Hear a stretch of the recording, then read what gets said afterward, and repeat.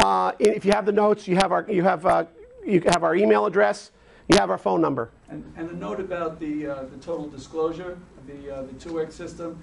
This is an online system that is totally secure.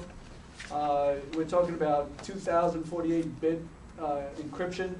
It's NSA secure. And we're kind of a technologically enabled company, and we will strive to be more efficient than the average real estate company. We'll be able to reach beyond the Connecticut area or the 4-state area once we get past the first or second deal. We'll be looking for deals across the entire United States. And as we said, we're talking about a series of deals.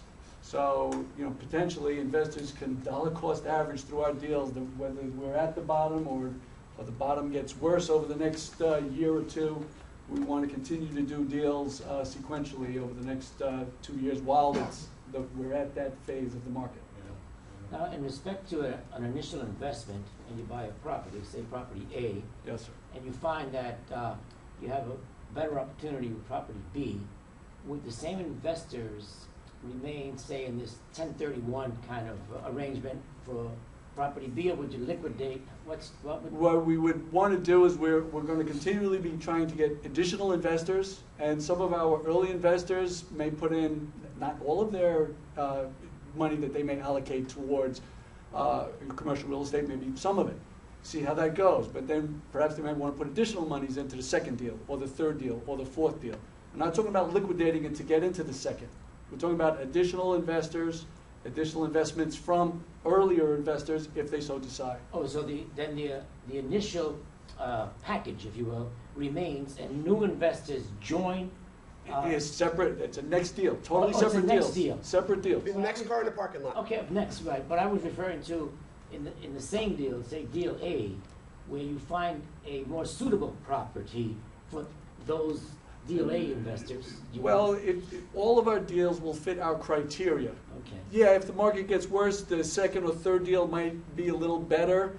If the market starts to improve, the second or third deal might not be quite as good. It's hard to predict. We're not in the prediction business. But each individual investment is a long-term investment that we anticipate 5 to 15 years, each individual one. So we're not really looking to, flip or transition from one thing. We also see over time developing a little bit of a market basket of properties.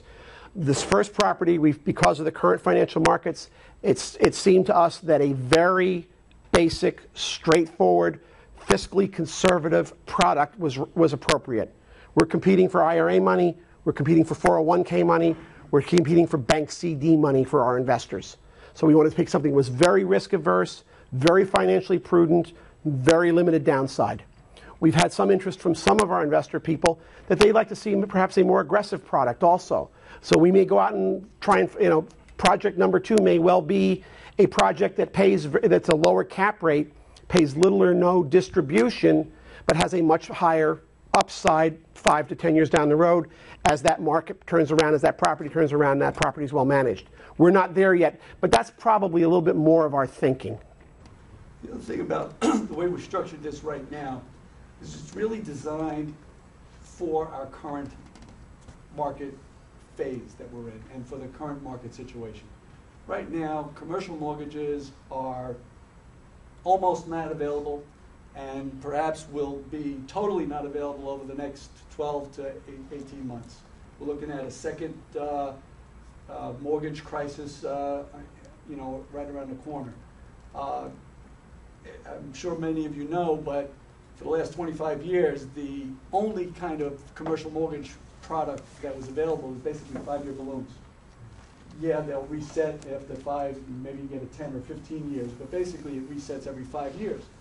So the trillions of dollars that were either in property that was either acquired or refinanced over the last 5 years, those properties are about to be refinanced over the next 12 months, next 12, 18 months. And I think MIT Real Estate Research Division says that those properties are basically 39% off their peak price.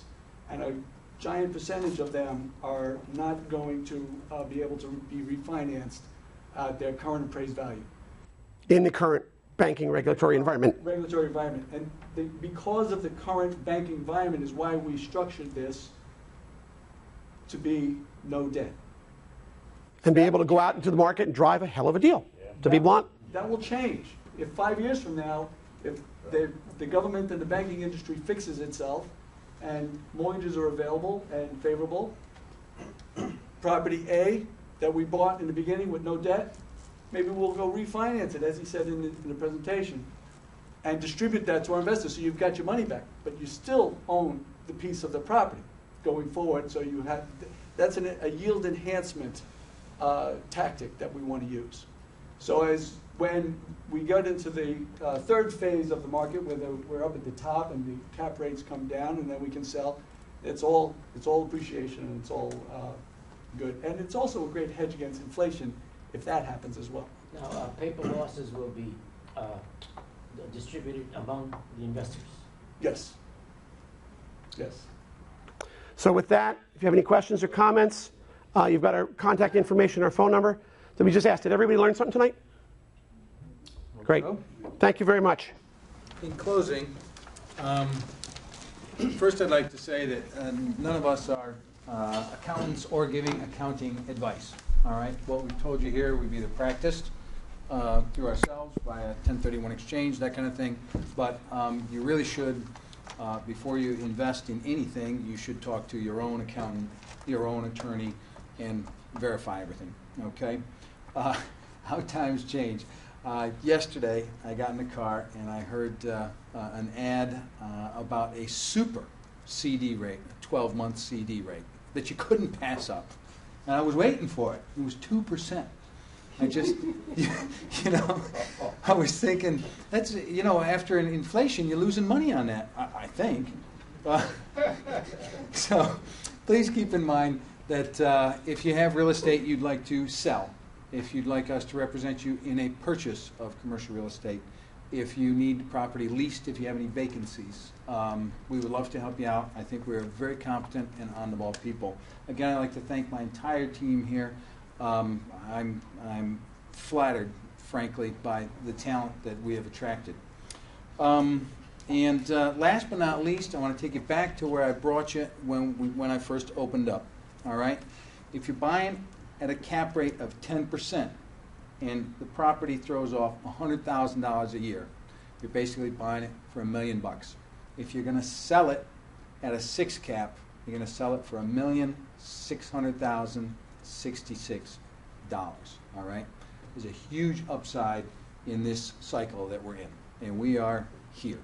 All right? Thank you so much. Please feel free to enjoy the refreshments and sit and talk to us. We're available as long as you all want to stay.